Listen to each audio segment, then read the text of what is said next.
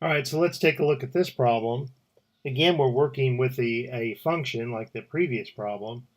Um, they want us to find the inverse. So what is the inverse of a function? What a function does is it's often described as a black box. A function will have input and it will have output. And for us, those input and output are numbers. So maybe we'll input the number 10 and the output might be the number 6. Well, what this problem is asking us to do is to find a new function called the inverse.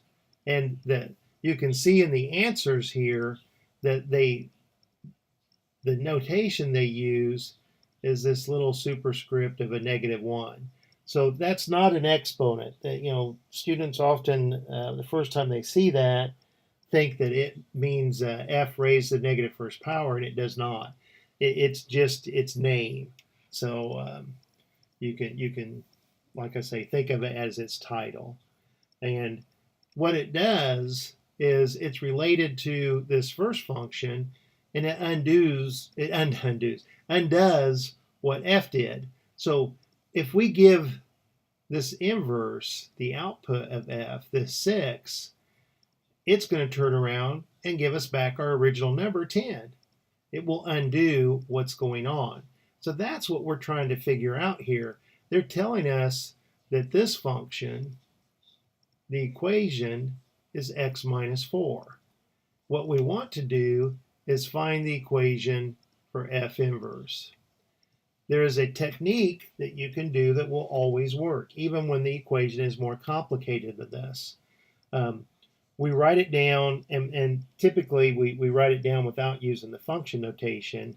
We just write it down as y is equal to x minus 4. And we switch the domain and range of this function. That is a fancy way of saying that we're switching x and y. So we write this equation down, but we switch x and y. Now we try to get the y by itself, so we come in and they say solve for y. We'll add 4 to both sides. The -4 and +4 cancel, and we have the y now by itself, and on the left-hand side, x plus 4. So we write the y typically on the left. That's x plus 4. And we know that we want to use this fancy notation, f inverse of x, and we write it as x plus 4. And we can see with our numerical example here that it's accomplishing what we want to accomplish. If we give f the number 10, f always is a subtraction problem. It always takes 4 away from the number you give it. 10 minus 4 is 6. Well, this inverse function, whatever number you give it, it always adds 4. So we give it 6, 6 plus 4 is 10, and if you compare these two, we started with the number 10, we got an output of 6, we put that output as input into the next function, and we got an output that was what we started with, 10.